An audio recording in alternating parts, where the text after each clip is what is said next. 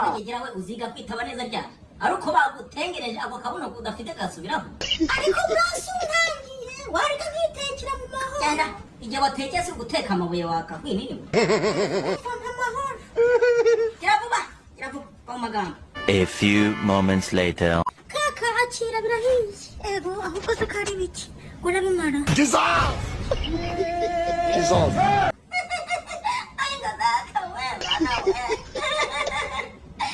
Yo, namujenu ry'inyama. Namujenu ry'inyama. Twese twirire intoryi. Twese twirire intoryi. Ntitugikoze ifiriti kuko zisaba amavuta. Kandi dufite amamesa. Abakire nibo barya inyama.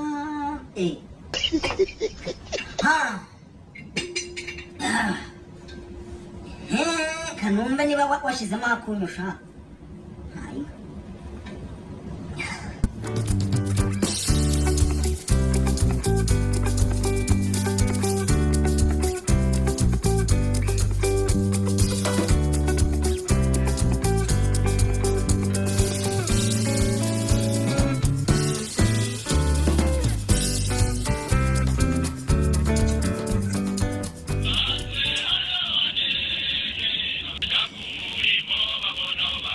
Uyu ni indese kandi. Bagegera rero nibazikira abazimu bibabwira ngo abantu barahishije bari kurya.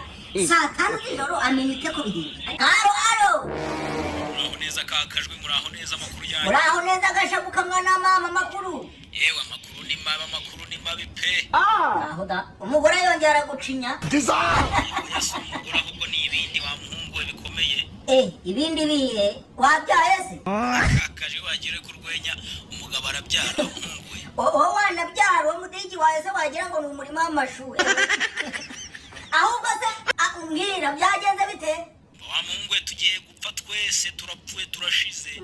Wowe nandi? Twese abatuye Amerika umuhungura yampaye. Iki niko sha usigaye urota ukabyuka usakuriza abantu ibintu warose. Ubwo bugegera ko ntari mbukoziho. Turapfa Amerika yose irapfa. Nisiko bipanze ni nyoko. Ayo wivugisha yose Trump ubu ngubu tuvugana yamaze gutera ibisasu ku gihugu cy'abantu.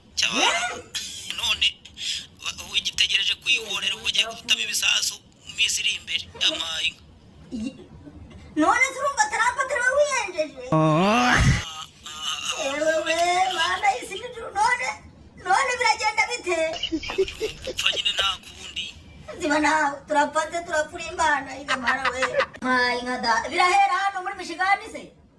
Wamenya bishobora guhera aho muri Michigan iyo handi mu yandi state cyonzi cyo nuko baraduhaye. Ambo.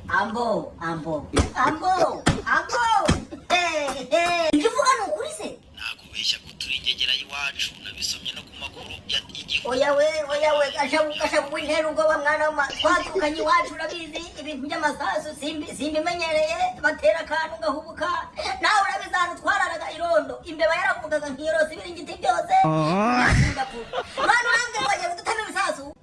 Bagiye kubidutama reka uriya musaza yadukozeho. Trump narabivuze. Yesu we mana gashabu turihisha tuzi ayigamara nabivuze bajya gutora uriya musaza nta muntu wagira uriya musaza gutorana n'ukuri kw'Imana uriya Trump mara turashize. Yesu we mara ariko uriya mugabo ariyenza ubu se Trump yabikoreye iki? Nanjye sinzi mwana w'iwacu nanjye sinzi pe. Gashabu turapfuye turi gushaka ahantu duhungira. Uri kuzingazinga uwo mugore wawe nawe wihangane mu gushaka amahoro hanyuma uterura izo ngegera zawe dushaka tugiye duhungira hakiri kare kuko uzi biriya bisasu ukuntu bihurutura biragukubita n'agakarizo kakavamo. Nabivuze tugiye kuza intango tuje mu bihugu bya Satani. Sinabivuze ngo twigumire iwacu twaryaga amateke ntitwamereraga neza ntitwaryaga ibihaza twihingiye ibirayi twihingiye none dupfuye nk'ihene. Akanyanga mu mutaranda gakuroga. None se mama komera ukumbwira mwana wa mama ngo uri umusirikare warambeshyaga cyane. Mbaye umusirikare wa hehe kaba ari ukwitapagura. Ariko shaho uzi ikibombe wakizanaho kunyegera sha. Ugemera ukumbwira ngo mwazirwanye mwa nazirwanya bwawe mwana aba ari ukwitapagura umuntu yimanyagura ngo arebe ko nta gajura kamugerera mu ukwitapagura kugira ngo abajura batazangerera mu nzu naho ubundi ntaho narwanye he ku nzi narwanye k'amasasu avuga nkaba ninjiye mu nzu mbabarira kashwi n'imvura iraba inkanga nk'iroza none ngo amasasu ahora n'iki uwo ninde ariko data we ndafata akakora kakamara nako shyiramo akaguru neza amaheru karugaragara hasi barambona ubona amaheru cyangwa ce igisasu kizaca ka kabiri yezu we aho pfunda aho ngaho umbona ndebe dore ndi kubona umudigi pfunda ishonjeshe sinjye ko ndi gusakuza ikatanda baratwumva ishe ntibakubona bakwica wenyine maheru data we mana koko nakoze iki nakoze iki ngo mpfire imahanga yezu ngiye gupfira imahanga nkazaheneze muri Finland nkaze mu Bibiliya. God have mercy upon us. Yesu we ishire kadupfe kuhisha munsi y'igitarure wenda barajya kutugeraho amasasu yabashiranye cyangwa haje ubutabazi ngiye gukorera nanawe iri sasu ukuntu byica umuntu nabi Yesu we mana koko imana igiye gutuma mpfurya koko ngiye gupfa nabi gutya.